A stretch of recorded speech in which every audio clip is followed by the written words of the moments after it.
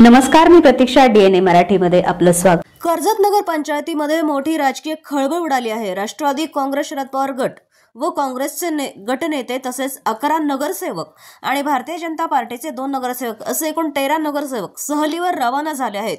विशेष म्हणजे रविवारच्या दिवशीच नगर पंचायतीमध्ये अस्वस्थ ठराव दाखल करण्यात आल्यानं ती सहल राजकीयदृष्ट्या महत्त्वाची ठरू लागली आहे. या घडामोडींमुळे पुन्हा एकदा आमदार राम शिंदे आणि आमदार रोहित पवार यांच्यातील संघर्ष उफाळून आलाय. ही हालचाल रोहित पवार यांच्यासाठी धक्का मानली जात असून स्थानिक राजकारणात नवे समीकरण तयार होण्याची शक्यता व्यक्त केली जाते. 13 नगरसेवकांनी आज अहिल्यानगरचे जिल्हाधिकारी पंकज आशियाना यांना विश्वास ठरावाचे प्रत देऊन कारवाई करण्याची मागणी केली आहे. मागील निवडणुकीमध्ये अडीच वर्षांचा नगराध्यक्षपद घेण्याचे ठरले होते, मात्र नगराध्यक्षांचा वरिष्ठांनी त्याकडे दुर्लक्ष केलं. स्थानिक नागरिकांचे प्रश्न हे सुटत नाही, यामुळे आम्ही नगराध्यक्षांवर अविश्वास ठराव आणल्याचं गटनेते संतोष मेहत्रे यांनी सांगितलंय. गेल्या 3 वर्षापूर्वी आमच्या कर्जत नगर पंचायतीची निवडणूक झाली. झाल्यानंतर नगराध्यक्ष उपनगराध्यक्ष नेमण्याचा प्रोग्राम आला, त्यानुसार ते नेमणूक झाली. पण नेमणूक होताना आमच्या सर्वांच्या समोर अडीच वर्षाचा कालावधी या ठिकाणी ठरला होता.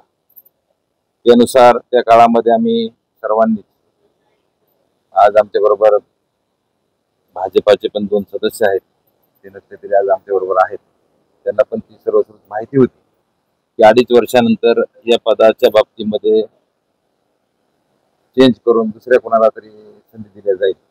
पण या ठिकाणी ती गोष्ट काही घडली नाही आणि वारंवार आम्ही आमच्या नेत्यांना सुद्धा विनंती केली किंवा संबंधित पदाधिकाऱ्याला विनंती केली, परंतु कुठल्याही परिस्थितीत त्यांनी राजीनामा द्यायची भूमिका घेतली नाही. आणि आम्ही सुद्धा त्यांना कंटिन्यू केलं असतं.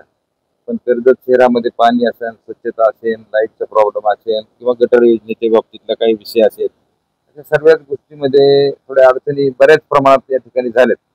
आणि कुठेतरी आपण नागरिकाचं कोणाचं तरी देणं लागतो, या हिशोबाने आज या ठिकाणी त्यांना विनंती करूनही नगराध्यक्षांनी राजीनामा न दिल्यामुळे आम्ही सर्वांनी मिळून या ठिकाणी आज त्यांच्यावरती अविश्वासाचा प्रस्ताव या ठिकाणी दाखल केलेला आहे. हे संत श्रेष्ठ सद्गुरू गोदड महाराजांची पांढरी, तिथं वेळ लागतो, पण जे चुकीचं ज्या काही गोष्टी आहेत त्या गोष्टी 100% तिथं वेळ जरी लागला तरी परतफेड, तुम्ही जसं म्हणता तशी ही परतफेड सुद्धा त्याच नगरीत आणि त्या शहरामध्ये होत असते. नगरपंचायतच्या निवडणुकीच्या दरम्यान सुद्धा अनेक गोष्टी, अनेक घडामोडी घडतात आणि त्या घडत असताना अतिशय चुकीच्या पद्धतीने तुम्ही सर्व पत्रकार बांधवांनी त्यावेळेस बघितलं असेल. आम्ही जरी एकत्र निवडणूक लढवत होतो तरी सुद्धा आम्ही या चुकीच्या कुठल्या गोष्टीच्या संदर्भात मी किंवा माझा कुठलाही एखादा सहकारी या चुकीच्या प्रक्रियेमध्ये तुम्हाला त्या ठिकाणी दिसला नाही आणि दिसणार पण नाही. आणि म्हणून ही परतफेड महाराजांच्या नगरीमध्ये झाली होती. निश्चितच गोदड महाराजांचा कृपा आशीर्वाद आणि महाराजांच्याच आशीर्वादाने या ठिकाणी पुढील वाटचाल अतिशय दमदार आणि चांगल्या पद्धतीने होईल आणि 100% जे सर्वसामान्य माणसाला, कर्जतकरांना, तरुणांना, व्यापाऱ्यांना अपेक्षित आहे तशाच पद्धतीचं कामकाज या सगळ्या मंडळींकडून होईल. प्रतिनिधी मुंतजीर शेख, DNA मराठी, अहिल्यानगर.